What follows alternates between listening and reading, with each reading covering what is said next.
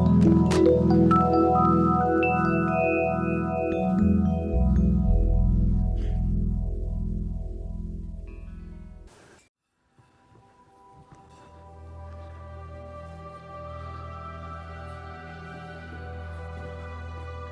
forgot the thing. Yeah, I'll grab it.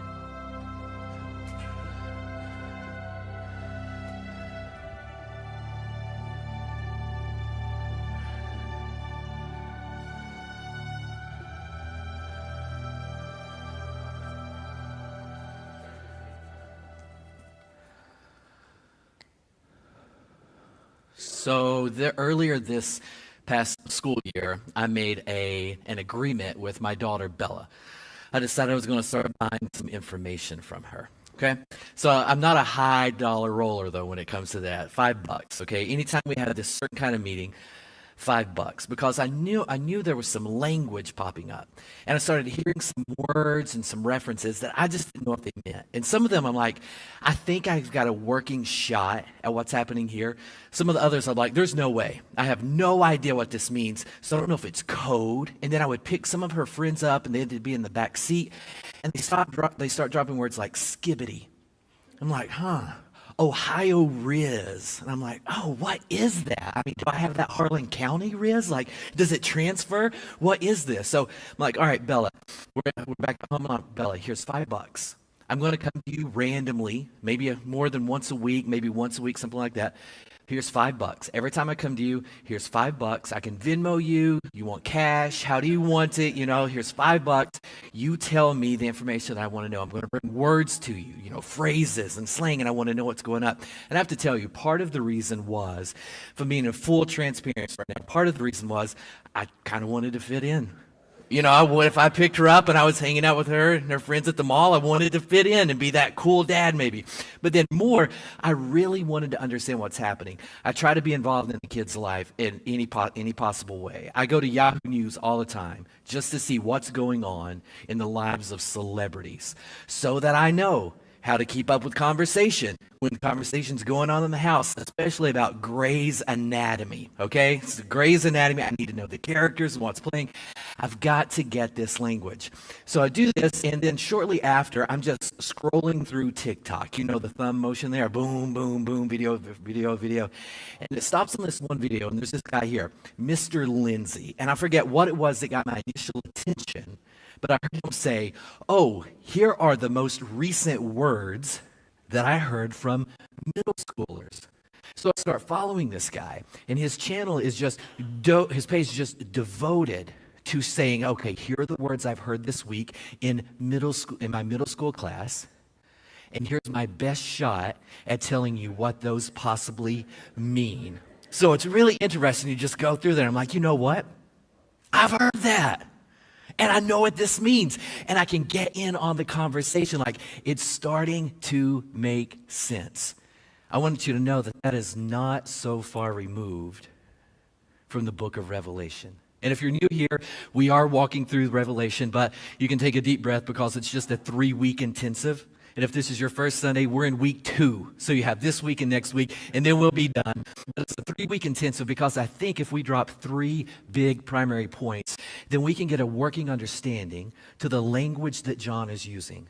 Or we can become a little more familiar with the words he's using. Because once you start reading this text, the words, they can wreak havoc on our understanding. This book can be tricky. Not tricky like it's trying to deceive us, but tricky because maybe we're out of the loop on the newest words. Maybe we're out of the loop on how people are using certain words. There's actually a Gen Z Bible that's been put out.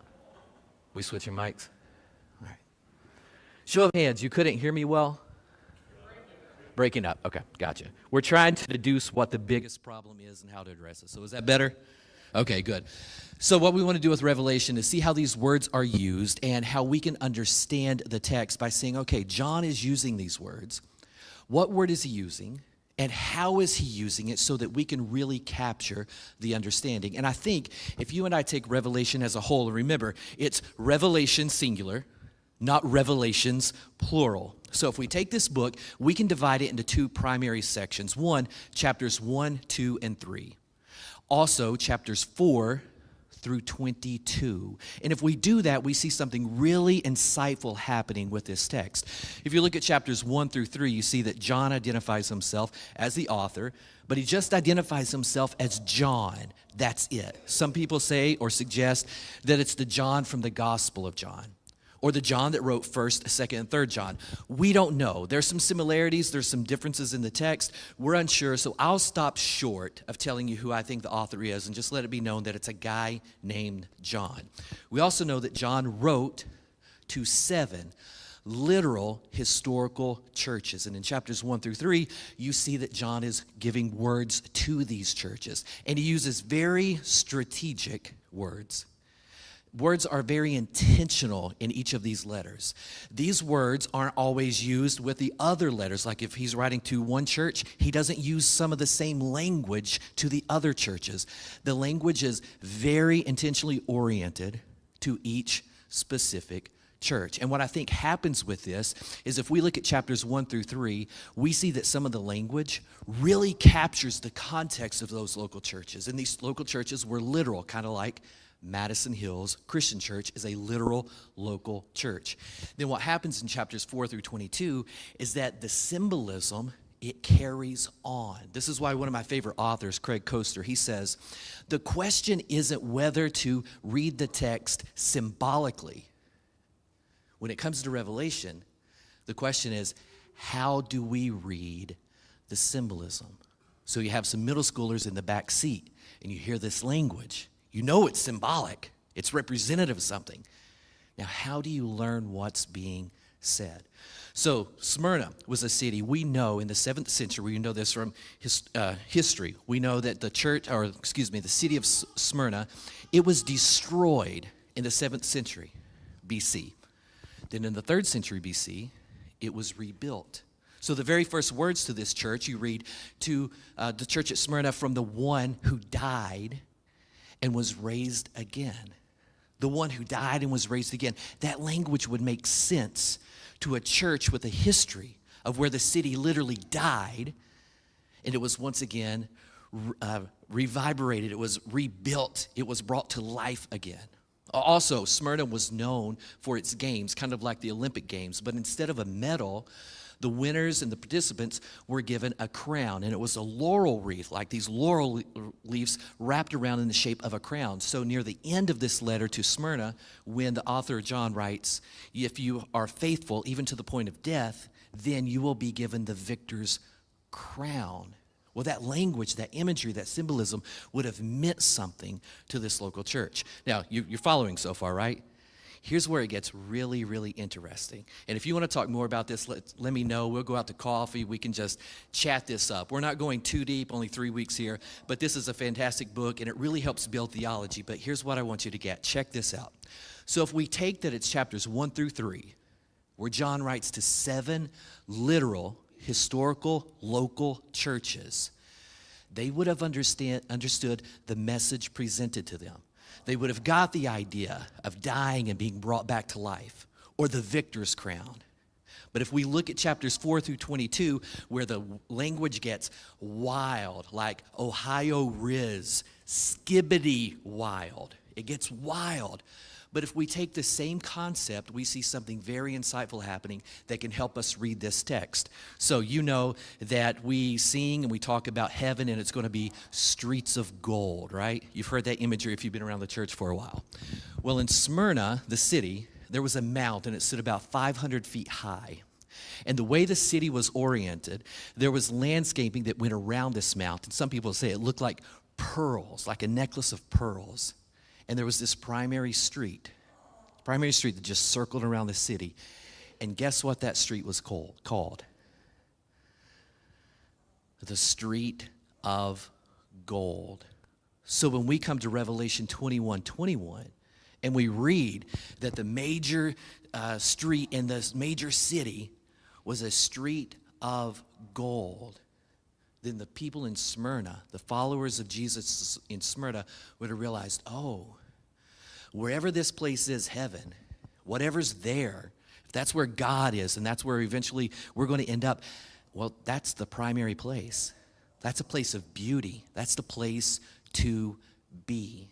So what I want you to know is that when you get into chapters 4 through 22 and we start reading about dragons and beasts and bowls and trumpets, well, that's just some symbolic language. It's throwing back to language that these 7 churches would have understood. Make sense so far? Okay, we also know that Smyrna, and I promise we're going somewhere with this. We also know that Smyrna, it was a center for emperor worship. People in Smyrna were called to worship the emperor. And there was an authority figure, a guy in charge, shortly after John wrote his gospel. And he was in charge of making sure the emperor worship, it continued, it was perpetuated, and that everybody in the city gave their allegiance to the emperor. And what that included was offering some incense and maybe dropping the name Lord to this emperor. And after you did so, you would receive a certificate that you participated in the yearly or the annual emperor worship. But I want you to notice the language here. So this guy's name is Pliny, and he was the guy in charge of this. But notice the language. Smyrna was a center of emperor worship. And notice the language here. Pliny writes, yeah, I would ask citizens if they are Christians. And if they admitted they were, I would repeat the question a second and a third time, with a warning of the punishment awaiting them if they said, yes, I am a Christian. If they answered and they admitted, then I would say, do you understand that you are to be led away and ordered to execution? And then I would proceed. And I would say, for whatever reason that they were so stubborn to not give allegiance to Caesar, but allegiance to their Lord, I'm convinced that their stubbornness and their obstinacy ought not to go unpunished. Now you're like, why are you reading that to me? You know, why is that important? Because when you read John's words to the church of Smyrna, we read this in chapter 2. The text says, I know. And don't be afraid, because I know, but don't be afraid of what you are about to suffer. The devil will imprison you, and you'll be persecuted for 10 days. Now, here's why that's interesting. The Christians at Smyrna, they would have got that. You know, it was a place of emperor worship, and if they weren't worshiping the emperor, then they were going to be persecuted. But the really insightful thing for you and I as 21st century readers, not just first century citizens, but 21st century readers, is that who is going to do the persecution here in this text? It's the devil. So the question is, and I'm not getting hokey here, but the question is, how is the devil going to do that? Or why is the text telling us that the devil is going to do this? But before we do that, I need to check in and just make sure that we're all following and we're picking up this and we're at the same speed and we're all going in the same direction here. Sound good? All right, so here is a list of words that maybe you need to know. And these are words that I questioned some younger folks to make sure that we were on the same page. And they gave me the definitions for these words as we should know them. And they gave me the definitions in a way to let us know that this is the way we should understand these words. And the first one is simply ghost. I mean, you hear that word ghost. And what do you think of? You know, probably something, ooh, or someone, a distant relative that maybe you saw in the dining room the other day. You know, you think a ghost, right? Well, if you're talking to Gen Z, ghost means to ignore. No, you ghosted me. I haven't heard from you in like 3 months. You ghosted me. That's the language they're using. What about ate? You know, I could say, you know, I ate an entire box of Ginger Snap cookies about a week ago. True story. You know, I did. I love Ginger Snap cookies. I ate an entire box. What do you think, right? You're munching on something. Well, no, I was told that it's a phrase like, good job, well done. That was awesome. In my house, I hear, oh, we're playing a game sometimes. Daddy, you ate that up and left no crumbs. So that's the language being used, right? All right, what about cap? I don't know what you're thinking. I don't know if you're like me and you were like in high school in the 90s and a lot of gangster stuff was there and cap is related to guns. Okay, I guess not. That's just me. Or maybe cap is related to a hat or whatever. Well, cap is lie. So you may hear some people say, I'm not lying. No cap. No cap. Well, that's the language, right? All right, what's the next one? Ship. What do you think about with this? A big boat? No, this is where you see two people and you think that they would be cute together. Oh, I shipped them. Oh, they look so good. Yes, I shipped them. Yes. Yeah. And then what's the last one? Bet. I don't know. Any gamblers in the house? Yeah, you don't have to raise your hand. You're in church. Okay. So, bet. This is a way of saying, okay, or awesome, depending on the context or what's happening, you know. Oh, bet. I was actually on the phone with somebody earlier, and we reached this just very brief, casual passing agreement. And the person on the phone said, okay, bet. And then that's it. But you hear these words, and that's the word, and the imagery that pops up into your mind may be one thing, but the person who's actually using the word means something totally different. So when John comes along and says, hey, don't be afraid of what you're about to suffer. You're going to be persecuted. And chances are there were a lot of Christians in Smyrna that were persecuted because they didn't participate in emperor worship. But the neat thing is that for us as 21st century readers, is that John doesn't say who's going to be doing the persecution in terms of a human. He says the devil will. Well, what's the imagery there? If you go into chapter 12, like this idea, we're looking at how chapters 4 through 22 are a throwback. In chapters 12 and 13, we see that the devil, Satan, and the ancient serpent are interchangeable. There are three different names for the same figure, if you will. And if you like to geek out on this stuff, Satan is probably a reference to simply something like the adversary. And devil is a reference to an accusation, like an accuser. So interchangeable, but for the same being. So you move into chapter 13, and you see that the devil or this ancient serpent or this dragon actually gives power to a couple of beasts. And I know we're getting wild here, right? Sounds kind of like a fiction tale that I'm reciting, but this is actually in the biblical text. So in chapter 13, a beast comes up from the sea and a beast comes up from the earth, and they're actually able to wreak havoc on the world, the watching world. And in the context there, John interposes a thought. And I think the people at Smyrna would have really got this. He interjects a thought and he says, this calls for wisdom. So he's talking about a beast, and then he starts talking about the mark that people are going to receive. The mark from the beast, which you and I would know, the mark of the beast. And I don't know what life was like for you in 2020. But where I was in 2020, the mark of the beast was used to say, oh, it is the COVID vaccine. And I'm not trying to get political by any chance, but it was the COVID vaccine. Well, when you read the context, it's kind of impossible to make that connection. And I think that's why in chapter 13, John says, this calls for wisdom. First and foremost, you need wisdom when you're working through what this means. And then he says, if anyone knows the number of the beast, well, let him calculate it. In other words, there's a way to kind of identify who this beast is. There's a calculation that can be made. And when the calculation is done correctly, a number pops up. And chapter 13 tells us that that number is 666. Now, I want to give you half information today and half information next week, because the ending of this information really coalesces with the point we want to make next week. But suffice it now to say, we can use wisdom and a calculation to arrive at a description of what 666 could be.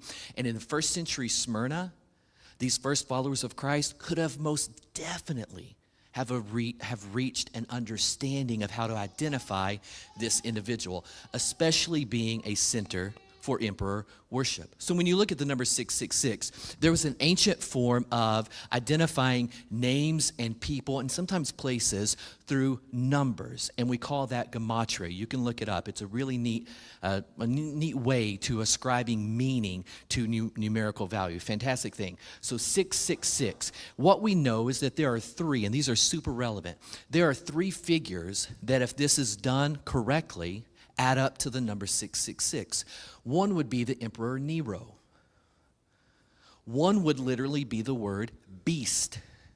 And another would be the Emperor Domitian, who was to arrive shortly after John wrote, which is interesting because they are going to experience persecution in 10 days or for 10 days, but they're going to experience it in the future for 10 days. So we know that 666, used correctly, could refer to the emperor.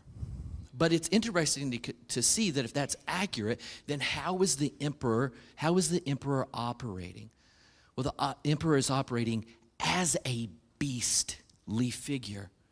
The emperor comes along and wreaks havoc on God's creation, on God's church. So that is the form that this is taking. So when he uses the word beast, it's not necessarily a literal beast, but it's the play out of this figure. And then that moves us into, what does that mean today? What does that mean when we interpret? And I just want to drop a note for next week. This is the thought that moves us into the idea of, you've probably heard the phrase or the description, the Antichrist.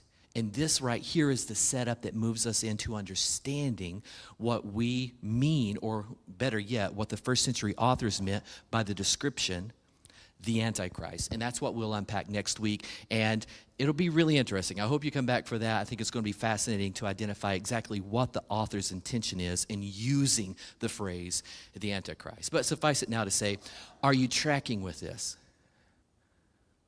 So you see that the imagery there's specific language being used, but sometimes the language isn't exactly it's not to be interpreted at face value. There's meaning, there's understanding behind it. So what's the point of all this? Well, Smyrna, being a place, a center of emperor worship, was also known as a place that created and produced myrrh. So if they're going to be experiencing persecution, and they were a place that produced myrrh, well, what's the connection? Well, how did you make myrrh?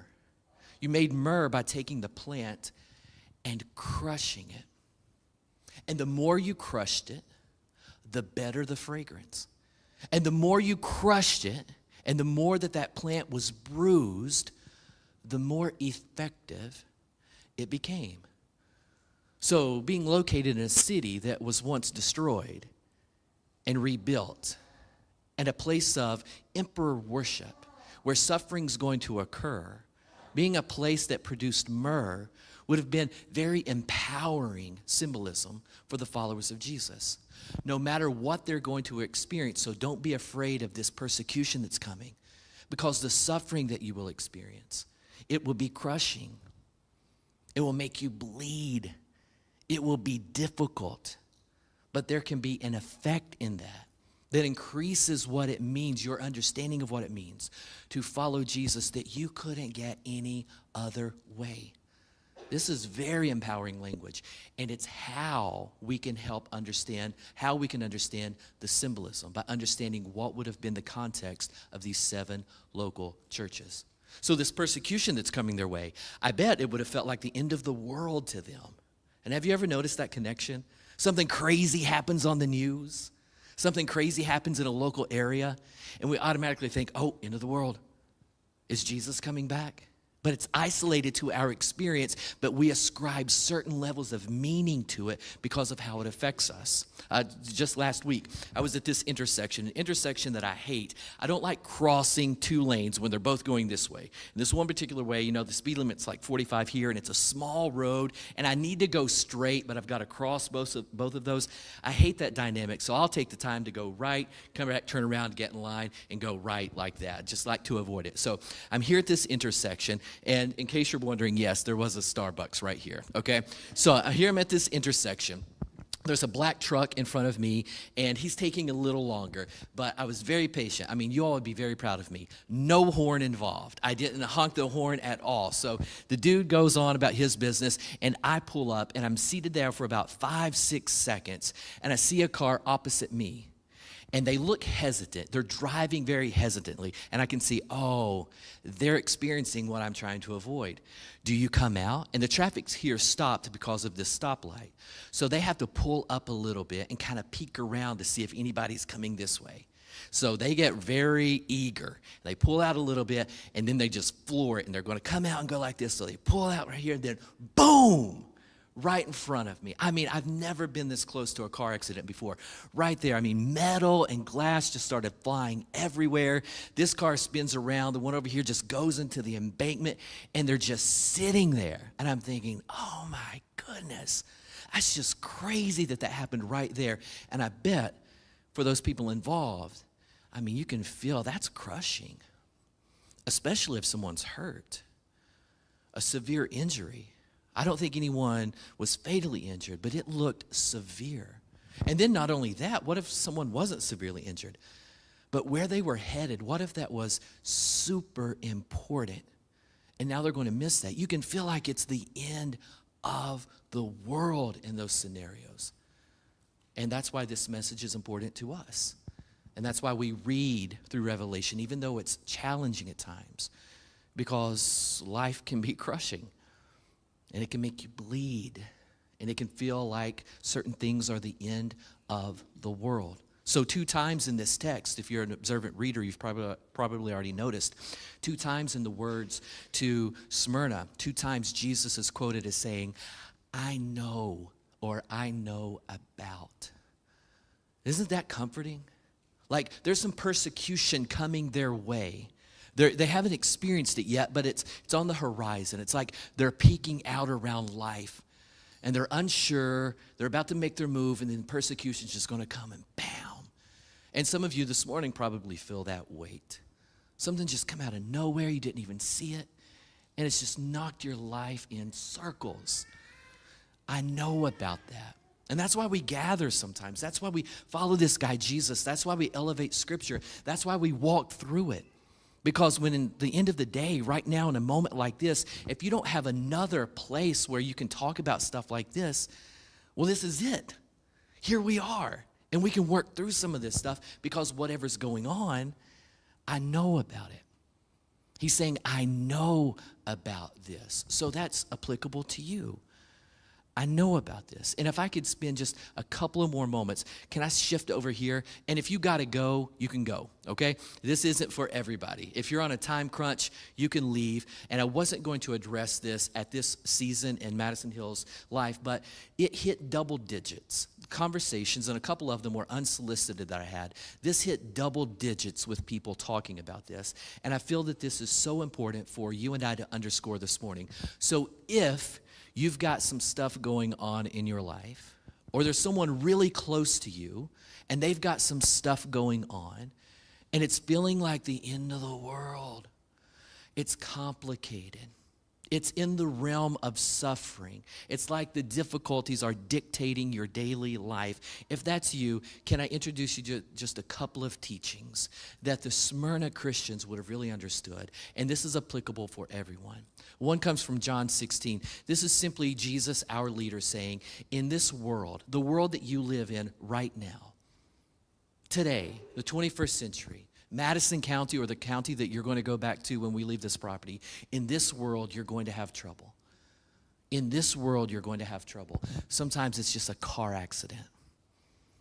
Or sometimes it's something else like what you're experiencing.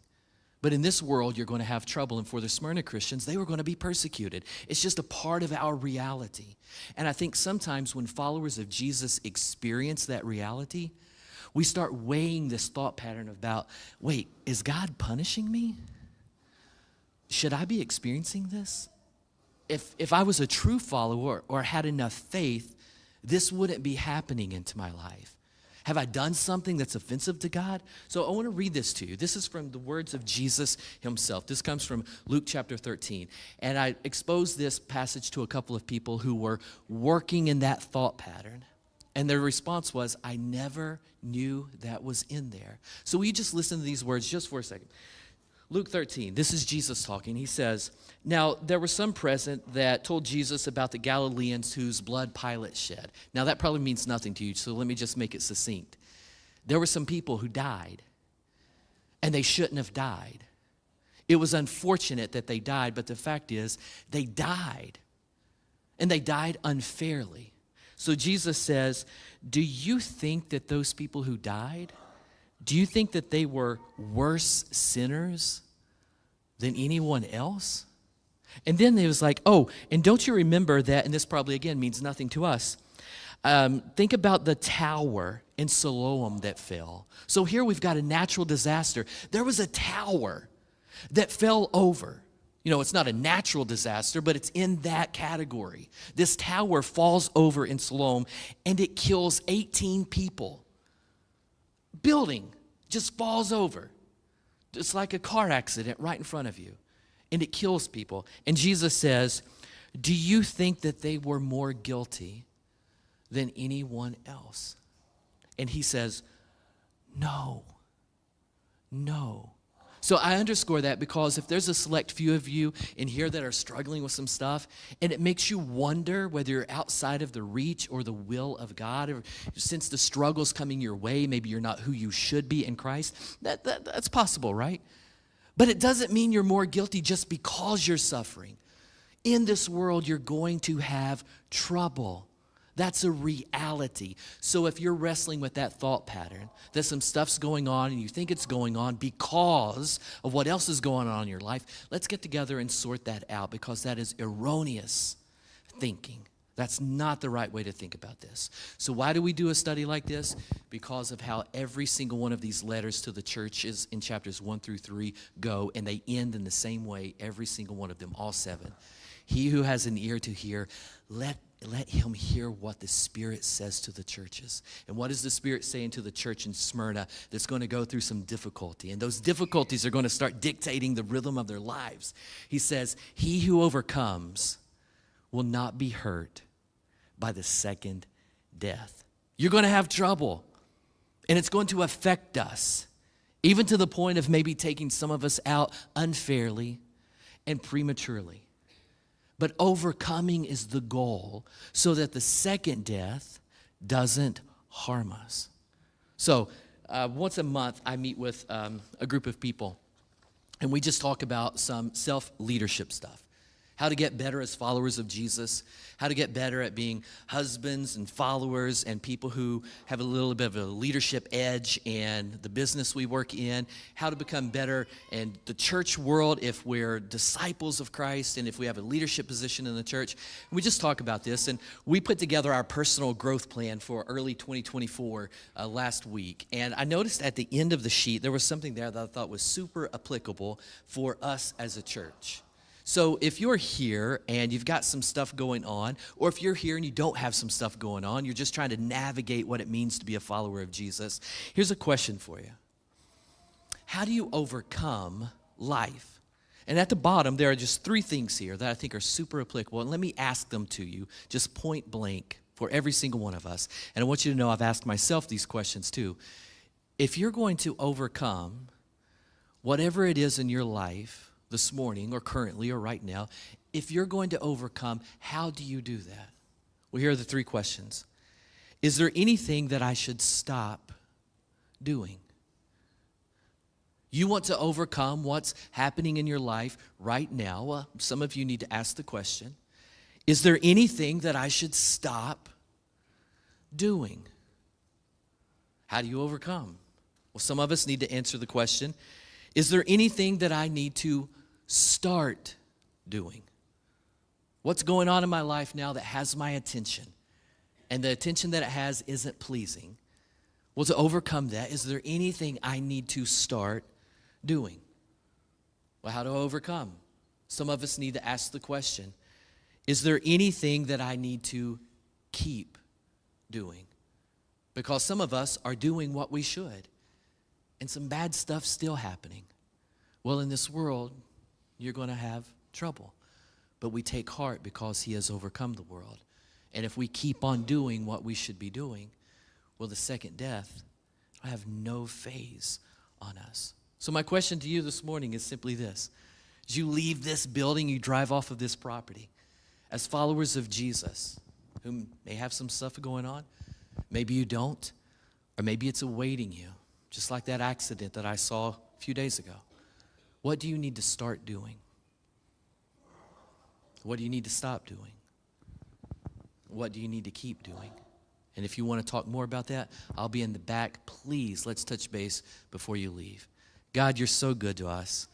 And we thank you for your word. We thank you for your word, the parts that are complicated and difficult and a little tricky to understand.